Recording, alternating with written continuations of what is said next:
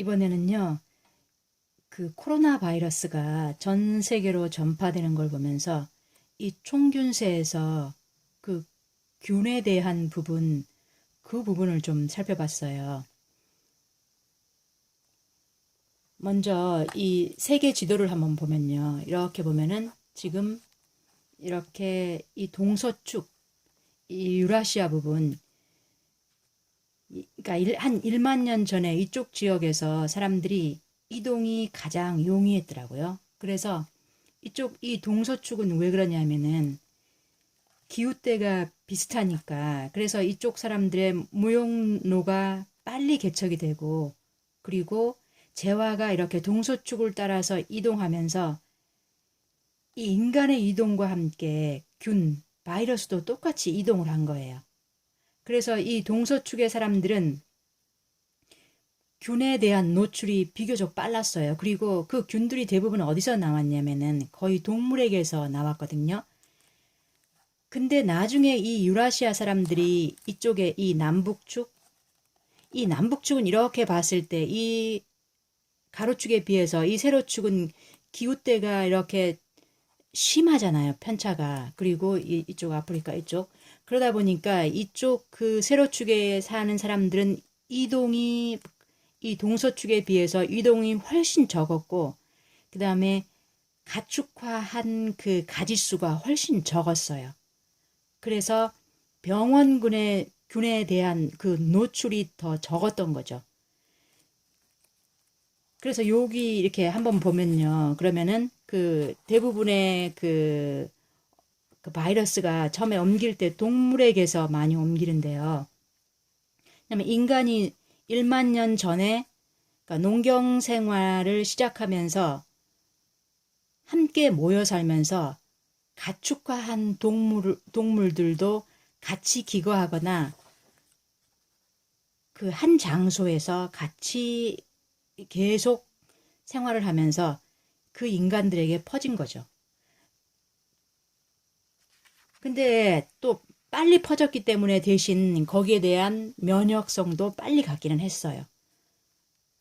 그러면 그 동물의 그 숫자들이 대체적으로 우리가 가축한 동물들이 가장 대표적인 게 소, 돼지, 닭, 오리 뭐 이런 것들이잖아요. 그럼 이렇게 볼 때 이 동물에서 그 치명적으로 얻은 이런 치명적인 선물들이 뭐라고 나와 있냐면요.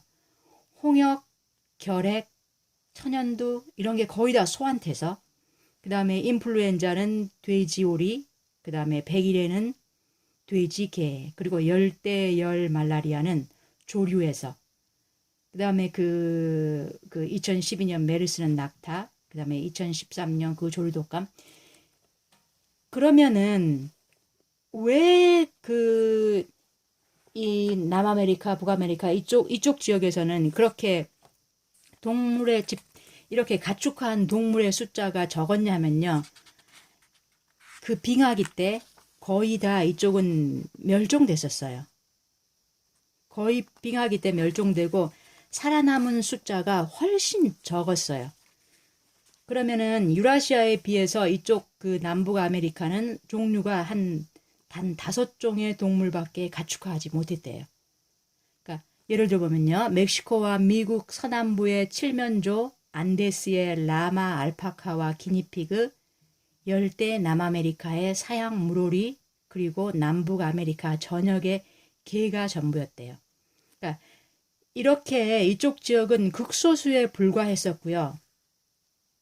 그리고 사실상 그 13,000년 전에 그 최종 빙하기 때 그 말기에 이 80%가량의 그 야생 대형 포유류가 멸종이 돼버렸대요. 그래서 지금 여기 있는 그 사양물올이나 칠면조도 거대한 무리를 이루고 살지 않았고, 그래서 감염증이 사실상 더 적게 퍼졌던 거죠. 그리고 전체 수요가 유라시아의 가축과는 비교할 수 없을 만큼 적었었대요. 그래서 이 유라시아의 병원균이 이 남북 아메리카에는 치명적이었던 거죠. 그러면 그 가장 그 아까 그 동물들에게서 나오는 그러한 많은 그 이러한 전염병들이요. 이런 것들이 역사를 한번 살펴보면요. 그러니까 일단은 한 약 10,000년 전에 농업의 발생과 더불어서 이 그러니까 일반 사람들이 인구 집단이 많아지니까 그때 많이 퍼졌었는데 제일 먼저 천연두가 BC 1600년경이었고요. 그 이집트 미라의 마마 자국에서 출현을 한 연대래요. 그리고 볼거리는 BC 400년경, 나병은 BC 200년경, 그리고 소아마비가 처음 유행한 것은 1840년, 그리고 에이즈가 1959년이었대요. 자, 그러면은 이러한 그 전염병들이요. 처음에는 그 이 세균들도 어떻게 퍼지냐면은 그 인간의 재활을 따라서 얘네들도 같이 퍼지는데 우리한테는 모형로가 개발이 되고 그 다음에 뭐 사람들이 이동하고 이런 게 우리한테도 행운이었지만 이게 세균들, 병균들한테도요. 이게 큰 행운으로 작용을 해요. 왜냐하면 이 병원균이 처음에는 어떻게 이동하냐면은 예를 들어 처음에 약간 수동적이에요. 예를 들어서 그러니까 한 숙주가 그 다음 숙주에게까지 먹힐 때까지 기다리는 거 그런 거를 살펴보면 예를 들어서 그 돼지를 잡아서 제대로 익히지 않고 먹을 때까지 기다리는 게 그 선모충증. 그 다음에 그 생선회나 이런 것들을 가끔씩 날로 먹었을 때 그 감염되는 이 아니사키스병. 그런데 어떤 세균들은 이제 원래 숙주가 죽어서 잡아먹힐 때까지 기다리지 않고 곤충들이 그 숙주를 물고 나서 새로운 숙주에게 날아갈 때 그 곤충의 침 속에 편승해서 옮겨가요. 그런 게 그 모기, 벼룩, 이, 채채파리 등 그리고 각각의 그 말라리아, 패스트, 발진티푸스 혹은 그 수면병을 퍼뜨리는 거예요. 그리고 이제 더욱 적극적인 전략을 사용하는 게 바로 인플루엔자, 보통 감기, 그 백일의 세균들이요. 이런 것들은 피해자의 기침이나 재채기를 하도록 유도해서 새 숙주를 향해 뿜어나가는 거죠. 그래서 콜레라균은 그 피해자가 심한 설사를 하게 만들어서 그 물속으로 스며들어서 새로운 피해자를 찾고 그리고 그 한국형 출혈열은 이 바이러스는 생쥐의 오줌을 통해서 그러니까 이렇게 훨씬 더 능동적으로 퍼져나가는 거예요. 그러면 이 세균들도 뭐냐면 자연 선택의 산물이라고 봐야 된대요. 왜냐하면 세균도 기본적으로 이렇게 생명체와 이런 식으로 똑같이 이렇게 진화해서 나가는 거잖아요. 그러면은 이러한 이런 것들이 그 대중성 질병의 이 공통적 감염 특성을 한번 보면요. 이 질병의 유행 과정을 단순화시켜 보면은 이렇대요. 우선 세균이 신속하게 전파되고 증상도 신속하게 진행되는 것은 금방 한 지역의 인구 집단 전체가 모두 감염되어 그로부터 얼마 안 지나 죽거나 아니면 회복되어 면역성을 갖게 된다는 뜻이래요. 그러므로 살아있는 사람들 중에서 감염되지 않았던 사람은 아무도 없고요.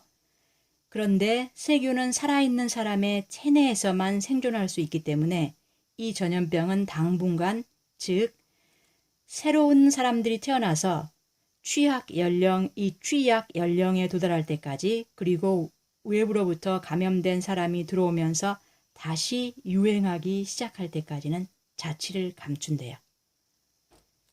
자, 이렇게 그 바이러스나 질병들이 그 예전에는 이런 식으로 퍼지는 게 그 지역에서 유행하다가 없어지는 그러한 경우가 많았지만 지금은 비행기를 타고 전 세계로 사람들이 이동하잖아요. 그래서 약간의 시간 차이만 있을 뿐이지 전 세계가 안전할 수가 없는 거죠. 전 세계로 유행이 될 수밖에 없는 거죠. 그런데 이 가장 무서웠던 이 병원균이요. 역사에서 보면은 이 콜럼버스 때, 이 콜럼버스 항해와 함께 시작되었는데, 그때 그 유럽인들이 남북 아메리카를 정복할 때요. 특히 그 스페인의 이 정복자들의 의해서 희생된 그 원주민의 수보다 스페인의 잔혹한 세균에 희생된 원주민의 수가 훨씬 많았대요. 물론 그 이후에요. 우리가 알고 있는 그 세계전쟁, 그때도요.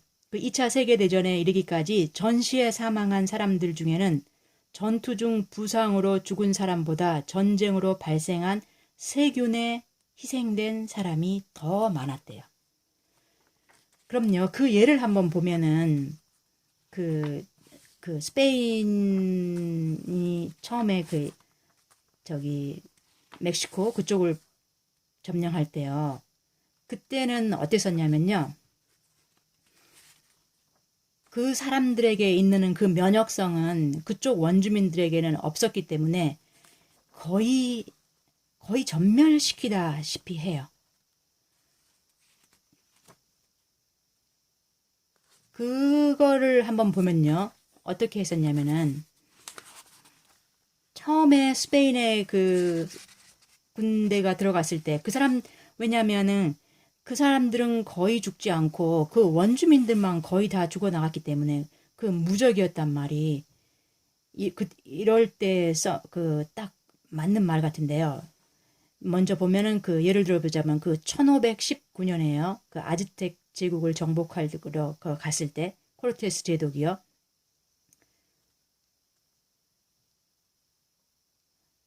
그때 보면은 이 코르테스는 지독하게 군사 중심적인 인구 수천만의 아즈텍 제국을 정복하기 위해 600명의 스페인인을 이끌고 멕시코 해안에 상륙했대요. 그때 이 코르테스는 그 아즈텍의 수도인 테노치티틀란에 입성해서 겨우 병력의 3분의 2만 잃고 무사히 탈출했지만 그 아즈텍인들은 어떻게 됐냐면요. 스페인인들이 가지고 간 그 천연도 때문에 어떻게 되냐면은 거의 절반에 가까운 아즈텍인들이 몰살을 당해요. 거기에는 아즈텍 황제도 포함되어 있었고요. 그래서 처음에는 약 2천만에 달하던 이 멕시코 인구가요. 1618년에는 약 160만 명으로 곤두박질 치고 말았대요. 이게 1519년이고요. 그 다음에 또 1531년에요. 이번에는 피사로가 168명만을 거느리고 그 수백만 인구의 잉카 제국을 정복하기 위해 이번에는 페루 해안으로 상륙하거든요. 근데 페루 해안에 상륙하자 천연두가 먼저 잉카족 인구의 대부분을 몰살시켜버린 거예요.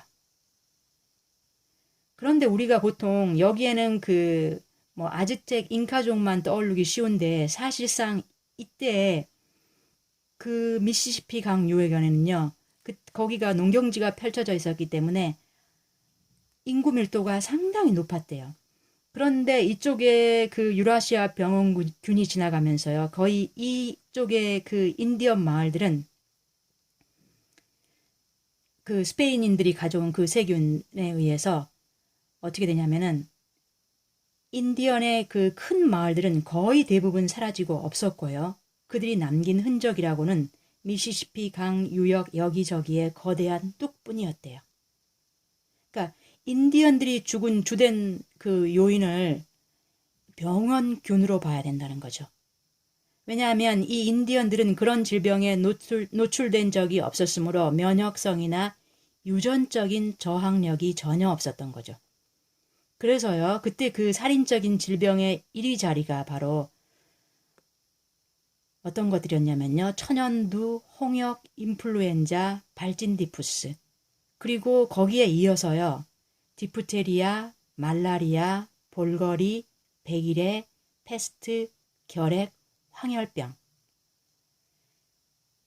그래서 그 1837년에요. 그 대평원에서 그 가장 정교한 문화를 가지고 있던 이 만단족 인디언들이요. 그 세인트루이스에서 미주리 강을 그 타고 거슬러 올라온 한 척의 증기선 때문에 천연두에 걸렸는데요. 이 만단족 한 마을은 불과 몇 주 사이에 인구 2,000명에서 40명으로 곤두박질 쳤대요. 그러니까 이렇게 신세계를 놓고 보았을 때요. 콜럼버스가 도착한 이후 그 한두 세기, 그러니까 100년에서 200년에 걸쳐서 인디언 그 인구는 최대 95%가 감소했을 거로 추정을 한대요. 그러니까 그들의 그 무기나 아니면 그들의 앞선 기술 이런 것들이 그 인디언들이나 이런 원주민들을 말살시킨 게 아니었다는 거죠. 자, 이렇게 그러면 이렇게 인구 집단이 많은 곳들은 한꺼번에 이런 큰 피해를 입는데 그렇지 않는 이 소수의 이런 그 집단들이 사는 그런 곳들도 거의 보면요. 하나의 병원균이 들어가면 거의 몰살하다시피 하는 것들이 많아요. 그래서 이 유라시아의 병원균에 노출되지 않았던 이 민족들이 입은 피해는 누적 사망률이요. 50%에서 이 100%까지 이르렀대요. 그 예를 한번 들어보면 그 콜럼버스가 도착할 무렵이요. 그 히스파니올라 섬의 인디언 인구가 1492년 무렵 800만이었는데요. 1535년에 0으로 줄어들어 버렸대요. 그리고 1804년에 크게 유행한 이 장티푸스를 비롯한 수많은 소규모 유행병 때문에 하와이의 인구는 1779년에 약 50만 명이었는데요. 1853년에는 8만 4천 명으로 감소했대요. 그 해에 하와이에 상륙한 이 천연두가 약 1만 명의 생존자를 해치웠던 거라는 거죠. 이 같은 사례가 얼마든지 있대요. 아까 남북축을 따라서 그 9세계의 그 질병들이 이쪽에 있는 그러니까 동서쪽에 있는 이 유라시아에 있는 이 많은 균들이 이 남북 쪽에 축을 이루고 있는 이 아메리카나 이쪽 아프리카 이런 지역들을 거의 전멸시키다 해버린 거죠. 그래서 이 총균세 지금 이 제럴드 다이아몬드가 주장하는 게 뭐냐면은 과연 이 무기나 기술이나 정치 조직에 의해서 그 유럽인들은 그들이 정복한 비유럽인들에 비해 크나큰 이점을 갖고 있다는 점에서는 의문의 여지가 없기는 하지만 그러나 그 균들이 아니었다면 이러한 바이러스가 아니었다면 정말 이렇게 그토록 그 많은 원주민들을 교체할 수 있었을지 설명할 수가 없다는 거죠. 그런데 지금은 우리가 이제 이러한 균들을 이렇게 볼 때 예를 들어서 그 성인들도 그렇지만 특히 어린이들은 이 애완동물에 많이 전염이 되잖아요. 대개는 그저 귀찮은 정도에 지나지 않지만 몇 가지 질병은 훨씬 심각하게 진화했대요. 그래서 인류의 근대사에서 주요 사망 원인이었던 천연두, 인플루엔자, 결핵, 말라리아, 패스트, 홍역, 콜레라 같은 여러 질병들이 동물의 질병에서 진화한 전염병들이래요. 근데 역설적이지만 유행병을 일으키는 세균들의 대부분 오늘날 거의 인간들에게만 감염되고요. 대신에 이러한 질병들이 가지고 있는 것은 우리가 많은 그 면역 체계가 생겨서 훨씬 더 가볍게 지나가는 거죠.